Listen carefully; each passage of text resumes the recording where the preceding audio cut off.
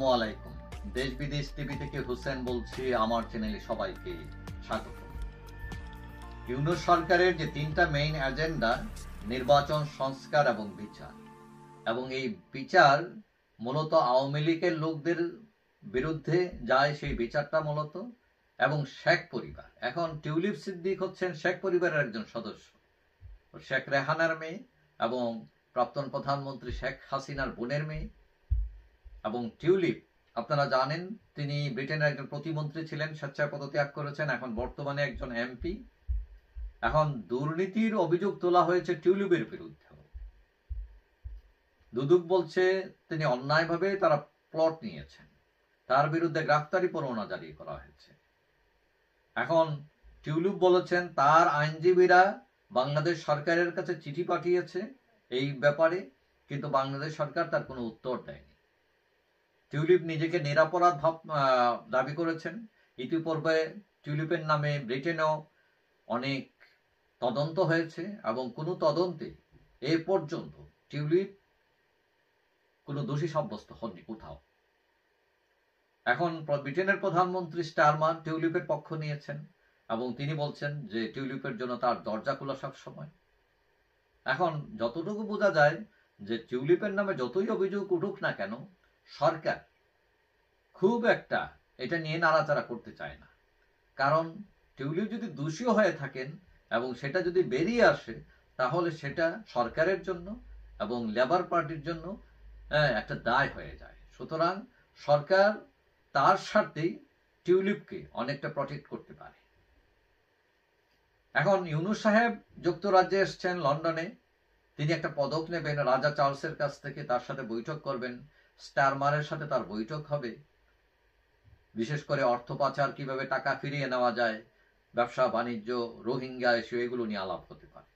এখন হঠাৎ করে ব্রিটেনের যে বিখ্যাত পত্রিকা দ্য গার্ডিয়ানে একটা প্রতিবেদন ছাপে এবং তাতে বলা হয় যে টিউলিপ ডক্টর ইউনূসকে আমন্ত্রণ জানিয়েছেন তার অফিসে আসার জন্য এবং তার বিরুদ্ধে যে দুর্নীতির অভিযোগ উঠেছে সেটা নিয়ে আলাপ আলোচনা করার জন্য তিনি আমন্ত্রণ জানিয়েছেন। কিন্তু প্রেস সচিব শফিকুল বলছেন তারা কোনো চিঠি পাননি। এখন প্রশ্ন হচ্ছে, টিউলিপ যে আমন্ত্রণ জানিয়েছেন ইউনূসকে, সেটা আন্তরিকভাবে তিনি জানিয়েছেন কিনা, নাকি এখানেও পলিটিক্স আছে? এখন এই চিঠির প্রেক্ষিতে প্রশ্ন ওঠে, ইউনূস টিউলিপ বৈঠক হবে কি হবে না, সম্ভাবনা আছে কিনা? আমি বলবো এই বৈঠক হওয়ার সম্ভাবনা নাই বললেই চলে। প্রথমত, কেন নাই? প্রথমত, টিউলিপ কিন্তু অভিযুক্ত। এখন কোনো অভিযুক্ত মানুষের সাথে সরকার প্রধান যদি বৈঠক করেন, প্রধান উপদেষ্টা, তার নিরপেক্ষতা নিয়ে প্রশ্ন উঠতে পারে। দ্বিতীয়ত, রাজনীতি বলেন, সমাজ বলেন, সব জায়গায় একটা নিয়ম, যিনি বড় তার কাছেই ছোটকে যেতে হয়। এখন ব্রিটেনের প্রধানমন্ত্রী স্টারমার আছেন, তো এখন আর এমপি আছেন কে? টিউলিপ। এখন কোনো সমস্যা যদি তৈরি হয়, কোনো কিছু কথা বলতে হয়, এখন প্রধানমন্ত্রী কি টিউলিপের কাছে যাবেন না টিউলিপ প্রধানমন্ত্রীর কাছে যাবেন? নিয়ম হচ্ছে টিউলিপই প্রধানমন্ত্রীকে যাবেন, কারণ প্রধানমন্ত্রী তার বস, তার পদ বড়। এখন ডক্টর ইউনূস সাহেব তিনি প্রধানমন্ত্রীর পদমর্যাদার একজন মানুষ, তিনি কোন দুঃখে টিউলিপের অফিসে তার সাথে দেখা করতে যাবেন? এখানে তো প্রটোকলের ব্যাপার স্যাপার আছে। তো সুতরাং টিউলিপ এটা তো ভালো করেই জানেন যে এই প্রটোকলের মধ্যে এটা পড়ে না। তিনি যদি আন্তরিকভাবে চাইতেন তাহলে তিনি বলতে পারতেন যে ইউনূস তাকে যেখানেই ডাকবেন সেখানেই তিনি যেতে রাজি আছেন, সেখানেই তিনি বৈঠক করবেন, অথবা তৃতীয় কোনো স্থানেও সেটা হইতে পারে।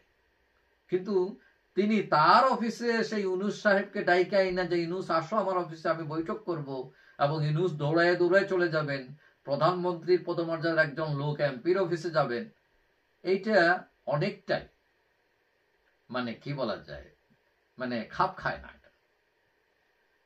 তবে টিউলিপের এই প্রস্তাবে বিতর্ক থাকলেও তিনি সাহস প্রদর্শন করেছেন বলা যায়, এবং এটা ইতিবাচক।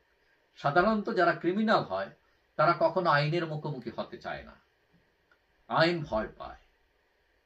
এখন টিউলিপ দেখা যাচ্ছে এখানে তিনি ব্যতিক্রম।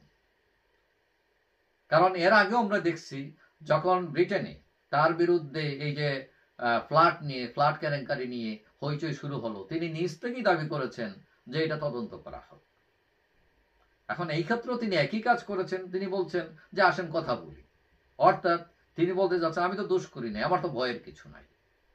এখন কেউ কেউ বলছেন যে এগুলা কিছু না, যে এগুলো হেনস্থা করা, যে তার মেইন দোষ হচ্ছে তিনি শেখ হাসিনার আত্মীয় এবং যেহেতু শেখ পরিবার একটা টার্গেট, সুতরাং তাকেও কোনোভাবে দমানো রাখা যায় কিনা, তাকেও কি বলা যায় হেনস্থা করা যায় কিনা, এটাও হইতে পারে।